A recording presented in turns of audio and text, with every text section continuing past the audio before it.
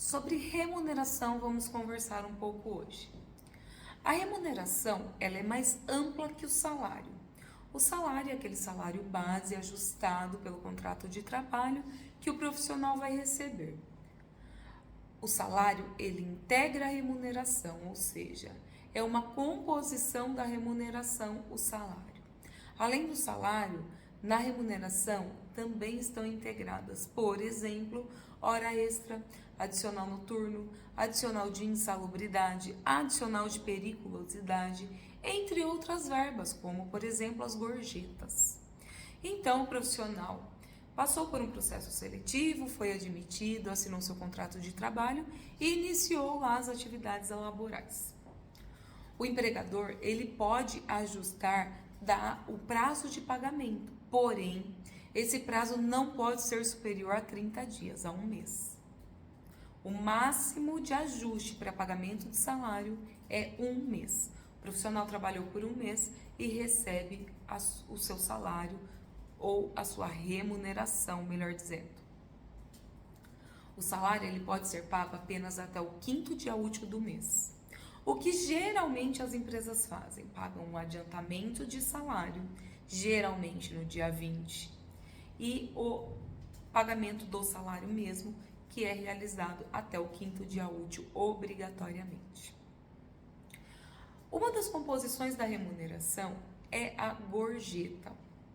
A gorjeta, ela compõe a remuneração e ela é para aqueles profissionais que trabalham em restaurantes ou em casas noturnas, toda atividade laboral que engloba servir. Ela geralmente tem a gorjeta. Tem também outras atividades, mas a mais comum são em restaurantes e similares. As gorjetas, elas podem ser entregues espontaneamente pelo cliente para o profissional, como ela também pode ser adicionada no cupom fiscal.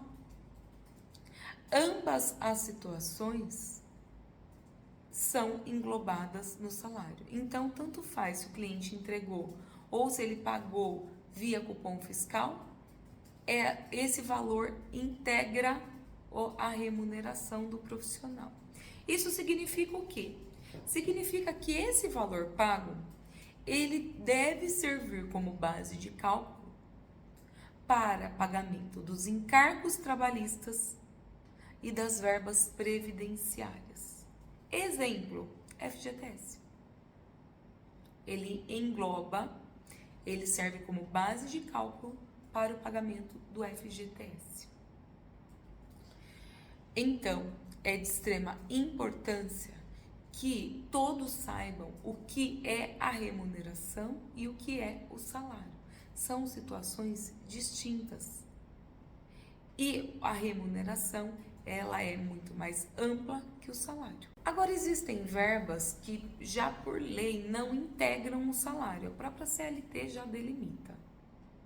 Exemplo, auxílio alimentação pago em cartão, não integra o salário. Prêmio, abono, não integra o salário. O prêmio, o que seria o prêmio? O prêmio é aquele ajuste que o empregador faz com o seu empregado, que sempre que ele fizer mais que o esperado, ele der um resultado acima daquele que é esperado, acima daquele que foi já estabelecido para ele, ele recebe um valor, ou um serviço, ou um benefício, enfim, um benefício por ter superado aquela expectativa. Isso é o prêmio. E ele não integra o salário. Áreas de viagem, ajuda de custo, são outras situações, outros recebimentos que não integram o salário. Agora nós temos algumas situações que sequer são consideradas salário. Parece óbvio, mas consta expressamente na lei. Vestuário ou qualquer equipamento para prestação dos serviços. Vale transporte ou condução do funcionário até o local de trabalho. assistência médica e odontológica, previdência privada, educação, nela incluído material didático e todo o custo com educação. O empregador concedeu esses benefícios ou esses instrumentos para a prestação dos serviços.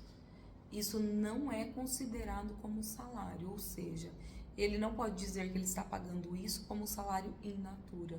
É proibido, porque tem uma vedação expressa na lei que isso não será considerado salário.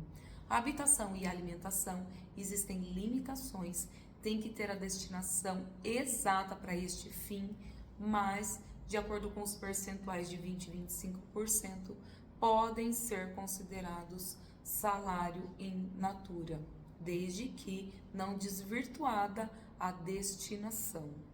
Sobre isonomia salarial, nós já conversamos aqui, portanto, aqui vou me limitar a informar que é vedada a discriminação salarial.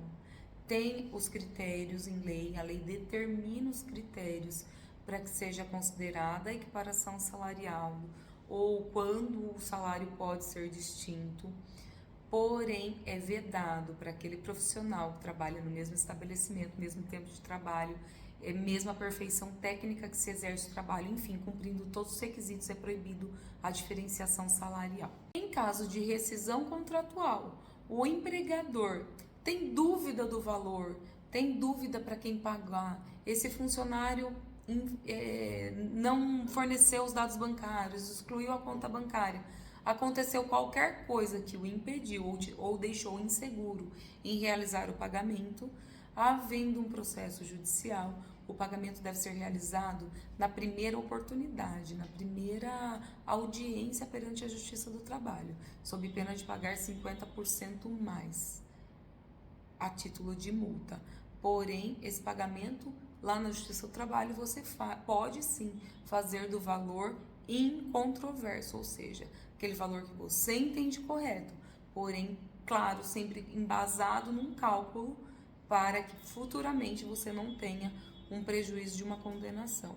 Mas esse pagamento espontâneo geralmente já exclui essa penalização. Era isso que tínhamos para trazer hoje. Qualquer dúvida, nós ficamos à disposição.